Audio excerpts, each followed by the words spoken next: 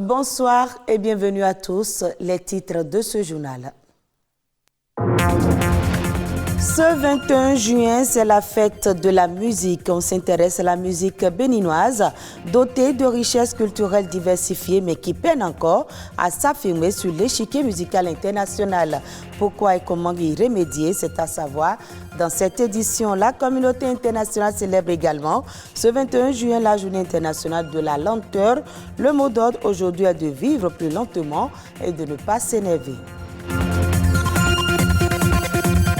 Et puis, comment breveter les résultats des recherches issues des universités et écoles? Le problème se pose dans les établissements d'enseignement supérieur au Bénin. Les explications dans ce journal.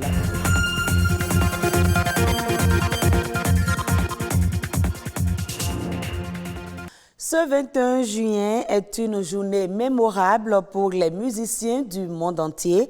Le 21 juin, consacré comme étant la fête de la musique. Si dans certains pays, le makossa, le zouglou ou encore le coupé décalé ont droit de citer, ici au Bénin, on constate l'absence à ce jour d'une identité musicale propre malgré la pléthore d'artistes de diversité culturelle et de sonorité. Pourquoi? Explication dans ce reportage de Cameroun. Pareil pour le zouglou ou le coupé décalé qui identifie la Côte d'Ivoire. Qu'est-ce qui s'est passé? Au Bénin, du Tcheng System, en passant par le Nudiou, le Soyoyo ou le Zekede, les rythmes foisonnent sans jamais connaître un succès mondial. Quand on parle d'une musique béninoise, il faut rechercher les éléments qui caractérisent cette musique-là. C'est-à-dire qu'on dit une musique béninoise, il faudrait qu'on retrouve les identités du Bénin qui sont en dehors de la langue, qui sont donc les instruments de musique, les mélodies et les chants.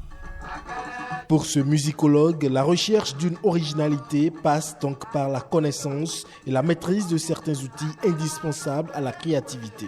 La créativité existe, mais c'est la formation, j'insiste lourdement dessus. Tant qu'il n'y aura pas de formation, tant qu'il n'y aura pas d'école de musique, on peut investir des millions sur les jeunes. Le résultat sera, franchement, n'aura pas beaucoup d'envergure parce que on va se contenter d'amuser localement les gens, mais on n'aura pas les éléments pour pouvoir affronter le marché international.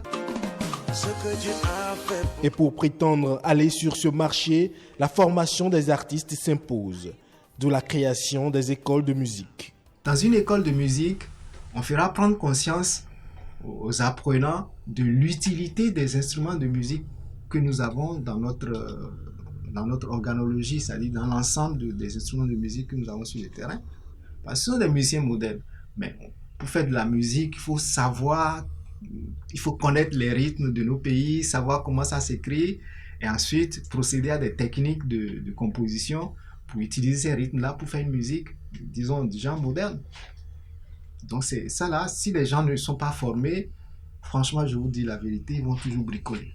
Investir dans la formation des artistes pour les aider à mieux peaufiner leur art et ainsi rendre la musique béninoise exportable serait le prix à payer. Aujourd'hui, on entendra le grondement des motos dans certaines villes du monde entier. Ceci pour marquer la journée internationale de la moto, célébrée ce 21 juin. Les motards à bord de toutes sortes de motos vont descendre dans la rue pour une journée de conduite synchronisée. Ce rendez-vous incontournable des passionnés de la moto existe depuis 2014. Son objectif est de sensibiliser les motards à une pratique plus responsable de la moto. La sécurité des motards est un sujet brûlant et le nombre de morts enregistrés parmi les motards chaque année fait réfléchir. Ce 21 juillet, on célèbre également la Journée internationale de la lenteur, reconnue comme étant le jour le plus long de l'année. Cette journée offre l'occasion aux adeptes de la lenteur de se retrouver pour ralentir le rythme. Une ode au lâcher-prise et à l'instant présent. Que savoir de la Journée internationale de la lenteur? Francel Amoussou et Ulvaeus Balogun ont cherché à comprendre. Suivez plutôt. La tentation d'aller plus vite, de courir contre la montre est devenue aujourd'hui irrésistible. Et pourtant, il est important de savoir ralentir. Ralentir pour profiter de l'instant présent. Savoir donc valoriser la lenteur pour inciter chacun à prendre le temps d'apprécier la vie. Ralentir le pas pour observer les petits détails de la vie quotidienne. Savourer intensément les bonnes choses de la vie. À l'origine, le concept de la journée de la lenteur est né à Montréal dans l'imagination de certaines personnes que leurs activités professionnelles rendaient particulièrement réceptives aux problèmes du stress de vie moderne. Il s'agissait pour ces derniers de cesser, ne serait-ce que le temps d'une journée, de se torturer l'esprit avec un mode de vie beaucoup trop effréné et stressant. Célébrée pour la première fois en 2001, la Journée internationale de la lenteur défend une cause beaucoup plus sérieuse qu'il n'y paraît. La lenteur attitude est fondamentalement liée à la notion et à l'idée de bien-être et de sérénité dans l'esprit et de l'idée du temps qui s'écoule lentement. Prendre le temps de manger, laisser respirer son âme à travers la flânerie, l'écriture, l'écoute, la méditation et le repos et perdre son temps, voilà les bienfaits de la lenteur. Aller trop vite, c'est souvent aller droit dans le mur. Vivre lentement est donc un geste d'amour pour soi-même, pour les autres et pour la planète. Et parlant de bien-être, le yoga qui signifie association est une pratique de l'Inde qui combine des exercices physiques et mentaux. L'objectif est la connaissance de soi et donc une profonde satisfaction. C'est un sport très populaire qui est célébré ce 21 juillet, une occasion pour les Nations Unies de reconnaître les grands avantages pour la population du monde dans les enseignements de yoga. Le yoga peut être pratiqué presque partout, à tout moment, et pas besoin de matériel coûteux. Le yoga peut être un instrument important dans la quête collective de l'humanité pour promouvoir un mode de vie durable en harmonie avec la planète Terre. Dans cet esprit, le thème des célébrations de la journée du yoga 2022 est le yoga pour l'humanité. Comment breveter les résultats des recherches issues des universités et écoles? C'est actuellement la grosse problématique des établissements d'enseignement supérieur au Bénin. Hermé Bokono-Ganta, enseignant-chercheur à l'UAC, se penche sur la question, suivant ses explications. Nous utilisons les recherches et les résultats sont... il se voit. Je vais vous donner l'exemple d'une recherche, disons, dont les producteurs sont bénéficiaires et souvent on ne perçoit pas, disons, en amont d'où viennent les résultats. C'est par exemple la lutte biologique contre les insectes nuisibles de nos cultures horticoles, de nos cultures vivrières, de nos denrées stockées.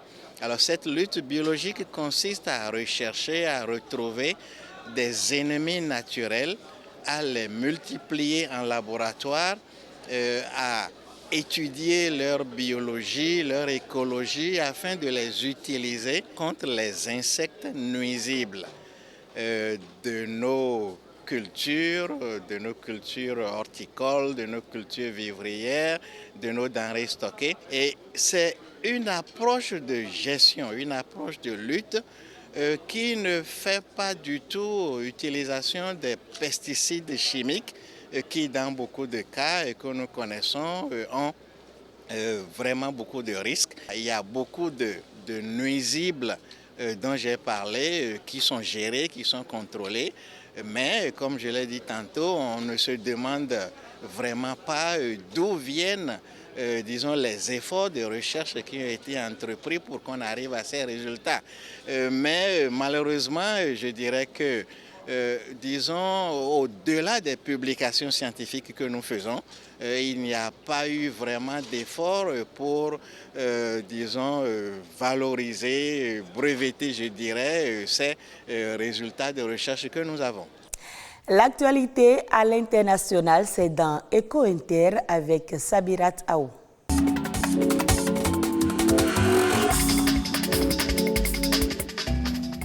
Une historique grève du rail est en cours au Royaume-Uni. Durant 3 jours, les 21, 23 et 25 juin, près de 50 000 salariés seront en grève pour protester contre les bas salaires, la précarité de l'emploi et les conditions de travail. Une décision qui fait suite à l'intention de supprimer au moins 2500 emplois de maintenance par Network Rail, gestionnaire du réseau des voies ferrées.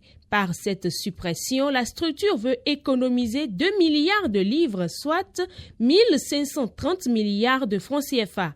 Le syndicat du rail a donc lancé un appel à la grève après l'échec des négociations avec le gouvernement. La moitié des lignes de train seront totalement suspendues. Au Pakistan, la crise énergétique menace l'économie du pays. Les habitants vivent désormais au rythme des coupures de courant pouvant aller jusqu'à 12 heures par jour. Et pour cause, la canicule qui empêche le pays de fournir suffisamment l'énergie électrique à ses habitants. En effet, le Pakistan produit près de 21 000 mégawatts d'électricité, mais la demande du pays de plus de 220 millions d'habitants a augmenté sous l'effet d'une vague de chaleur précoce et durable à partir du mois de mars, créant ainsi un déficit de plus de 7 000 mégawatts certains jours selon les chiffres du gouvernement. Des pénuries d'électricité qui risquent de mettre à mal des secteurs entiers. 61 ans après sa mort, la dépouille de Patrice Lumumba est désormais restituée à sa famille par la Belgique en présence des autorités congolaises.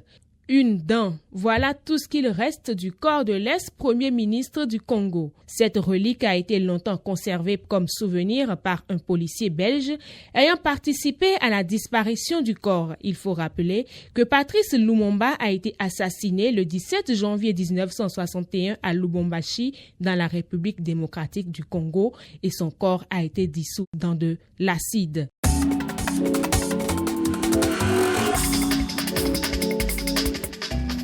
Et voilà qui vient mettre un terme à ce journal que vous pouvez suivre également sur le www.ortb.bj. Merci de votre aimable attention.